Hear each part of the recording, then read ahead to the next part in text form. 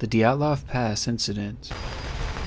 A case that many consider to be one of the greatest mysteries of all time, as over 60 years later, there is no agreed upon conclusion to what exactly had happened to those hikers. And part of what has always drawn me to this mystery is its uniqueness, as I always thought nothing like it could ever happen again. But little did I know, it already has. It was August 9th, 1993, as a group of Ukrainian kayakers paddled their way through a remote river in southern Siberia. The river tour would take them near the vast Khamar Daban mountain range and give them a full view of its beauty. As they followed the twisting river, the group would catch a glimpse of something moving in the woods. It was a young lady wandering aimlessly with a frozen expression on her face. She was all alone with blood on her jacket. The kayakers would call out to her, asking who she was and if she needed help, but the girl didn't answer. In fact, she didn't say a word.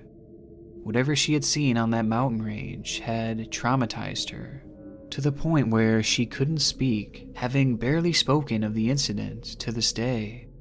The kayakers would bring her back to civilization, where it would be discovered that her name was Valentina Yudachenko, a hiker who had been visiting the area as part of a tourist expedition through the mountain range.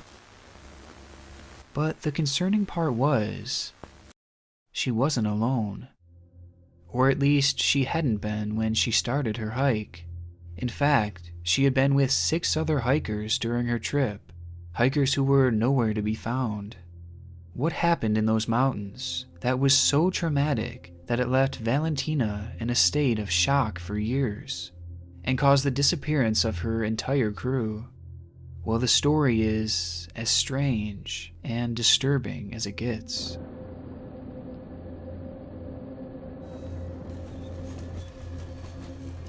It all started on August 2nd, 1993, 7 days before Valentina would be found lost in the woods. A group of 7 hikers had set out on a tourist expedition through the Siberian mountain range of Khamar Daban. The group consisted of 24-year-old Tatiana Filipenko, 23-year-old Alexander Kresin, as well as Denis Shvachin, Victoria Zalasova, Tamar Bapanov, and of course, Valentina Yudachenko, each of whom were merely teenagers. But despite their youth, they were all well-trained and experienced hikers, and the group was led by 41-year-old Ludmila Korovina, an internationally renowned master in pedestrian tourism with immense knowledge of the area. They were a well-prepared and run group, and the Khamar Daban Mountains were not viewed as being dangerous, especially in the middle of summer. The general area was a popular tourist attraction, and when Ludmila's crew set out on the morning of August 2nd, 2 other groups would follow on nearby trails, one of which was even led by Ludmila's 16-year-old daughter, Natalia. The 2 would plan on meeting up the very next day in the mountains along with their respective crews, before Ludmila and company would continue on towards Ludyanka, their final destination. And luckily for them, the weather forecast had predicted clear skies for the majority of the trek, making the conditions perfect for a hike. However, the forecast couldn't have been more wrong.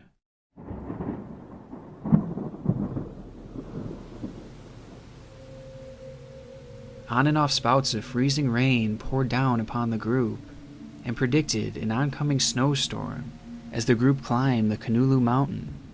And by August 4th, the snowstorm was in full effect, pummeling the exhausted hikers and forcing them to reroute and miss their connection with Natalia's group. Drained of energy, Ludmila would make the call to set up camp near the top of a clear summit and rest for the night. A move that to this day is still questioned, as the hikers were merely half an hour away from a shelter that stood on top of that very mountain. but nevertheless they would spend the night there, and they waited for the morning. The sun would rise the next day to more stormy weather, with the snow continuing to fall around them. Ludmilla knew that staying where they were would only spell trouble, so she ordered the group down the mountain and into the cover of the woods below. They'd never make it there. Just minutes into their descent, Alexander Christin would begin to stumble. The man considered to be the strongest of the group would fall to the ground as his mouth began to fill with foam. Blood would rush out of his ears and his nose as he laid there seizing violently in front of his group. The hikers stood there stunned. Christin was in perfect health, and just minutes ago he was fine. And now he laid in front of them, dying. They had been outside for mere minutes, and already one of their crew members were down. Recognizing the severity of the situation, Ludmilla knew that they had to react quickly, so she volunteered to stay behind with Alexander and appointed the two remaining boys, Dennis and Khamar, to lead the rest of the group on their descent to the forest. And so, the 5 hikers continued moving forward without their leader and their strongest member, trudging ahead in a state of shock and confusion. However, this descent wouldn't last long. As they walked out of sight of Ludmilla and their dying friend, screams started ringing out from on top of the hill. It was Ludmilla. They rushed back up to see what was the matter, only to find a disturbing scene. Alexander was lying there, dead, and Ludmilla was dying too, unable to move and on her last breath. To this day, it's still unclear what she died from, with reports saying that she had suffered from the same mysterious illness that Alexander seemed to have, while others say that it may have just been a heart attack. But either way, chaos erupted from the group. Both Victoria and Khamar would quickly collapse on the ground, twitching violently and bleeding the same way that Christin had. They began tearing at their clothes, ripping them off and grabbing their necks as if they were being choked, all the whilst they desperately tried to gasp for air. Valentina rushed to help Victoria, but in an instant, the suffering girl would sink her teeth into Valentina, biting her and forcing her to back off. While this happened, Dennis started to run away from the group out of fear and confusion, having no idea what was happening to his friends or why. He could only watch as, one by one, they began to lose their minds and their lives. With Dennis hiding from the group, Tatiana also began to tear her warm clothing off, exposing her body to the freezing cold elements.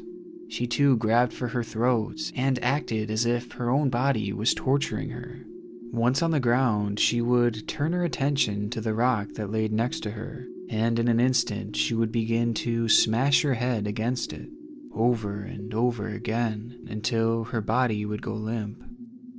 In a matter of what must have felt like minutes, the group of 7 had withered down to just 2, as the suffering hikers had stopped moving altogether, likely having succumbed to their mysterious symptoms. Dennis would emerge to help Valentina, as the 2 were the only ones left who hadn't faltered. However, their health was starting to wither as well. They remained in the forest, close to the site where their whole group had just died, unsure of what to do next. And I can't imagine the silence and the confusion they must have been experiencing as they stood there together after witnessing all their friends drop dead in front of them. Friends that a mere hour ago were in perfect health. And the stark fate wasn't quite finished with the group either, as a short time later, Dennis would collapse alongside Valentina, as he too began bleeding profusely, leaving Valentina as the only living member of the group.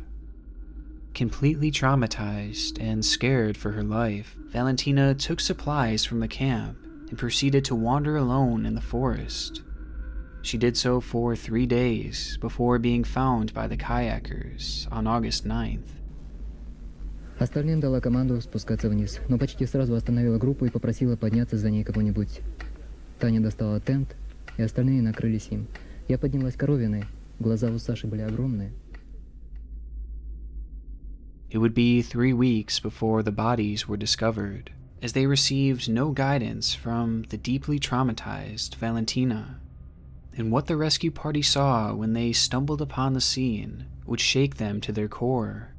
With one member saying it was a scary picture, the hikers were lying on a small ledge, some huddled together, some a little distance away. They had no eyes. In the empty sockets and parted mouths, worms were crawling. It's a story that seemingly makes no sense. 6 healthy people turning insane and dropping dead in the matter of minutes. Which prompts the all-important question, what happened to those hikers? A question that to this day remains without a true answer. A few of the hikers' bodies would be flown into the Siberian city of Yuli, where autopsy reports ruled that the 6 hikers had died of hypothermia and protein deficiency, pointing to the idea that the group had not been eating enough throughout their trip. But the more I look into this, the less I believe that this is possible. Just looking over the symptoms, this cause of death does explain some of their behaviors, such as the paradoxical undressing. However, it fails to explain them all. The biting, the banging of their heads against rocks, the foaming of the mouth, and the bleeding are all inconsistent with this conclusion. In addition, I find it strange that the hikers had perished a mere minutes into their hike. They had only been outside and exposed to the elements for a short period of time, and they all had had a long warm night's rest in their tents. So how could hypothermia have set in so quickly? After all, it was summertime, and despite the snow, the temperature was likely barely below freezing. Also, if hypothermia were truly to blame, and they were in such bad shape that each hiker died in the span of minutes, then how could Valentina have continued to survive for 3 more days? It just doesn't make sense. And as for the protein deficiency, Valentina herself had mentioned that the group had eaten well throughout their trip, and had even ate together on the morning of their deaths. It's also worth noting that they ate as a group together, with each member eating the same thing. So how had Valentina survived if she had eaten what they had eaten? And has caused myself and many others to doubt this theory. But if it wasn't hypothermia and protein deficiency, then what could it have been? As is the case with most mysteries, some have blamed the supernatural, believing that something otherworldly had happened to the group, while others have taken a more scientific stance, blaming things like low frequency in the area, which caused the group to go in a panic. But I have a hard time believing either of these, as the area was not all that remote, and it's well studied by scientists. Plus, this doesn't line up with Valentina's testimony, as well as the conditions of their bodies.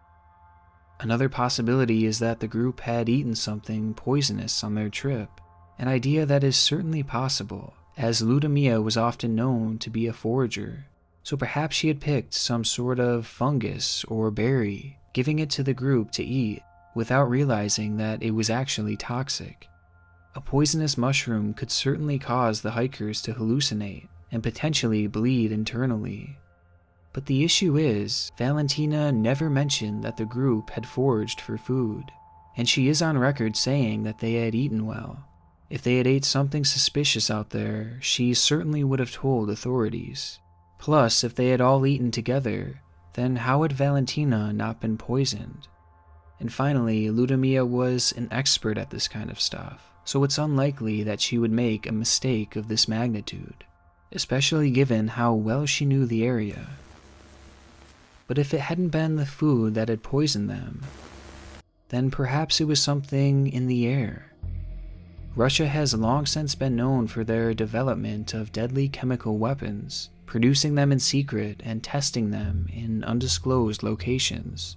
And around this time, it's documented that they had a specific interest in deadly nerve agents, chemicals that could have caused the hikers to snap and act the way they did. as well as causing their bleeding and foaming of the mouth. Because of this, many think it's possible that the Russians had been testing or even dumping their chemicals in the area where the hikers just happened to be. After all, in 1993, the Soviet Union was already disbanded, an event that caused thousands of these chemical weapons to go missing, likely being sold or dumped. And just looking at the way the hikers had died, it seems like the best possibility for explaining how it happened so quickly. Now, following this theory even more, the case gained virtually no media coverage besides for a single local article, and it's barely known to this day, pushing some to believe that it could have been covered up. And there's also one final key detail that I found in my research that could point to this theory being true. After authorities were alerted that a group of tourists were missing, they didn't set out a search party until a full week had gone by, despite there being clear weather. Some online have taken this as an indication that authorities were waiting for the toxins in the area to clear before beginning their search. But there are some issues.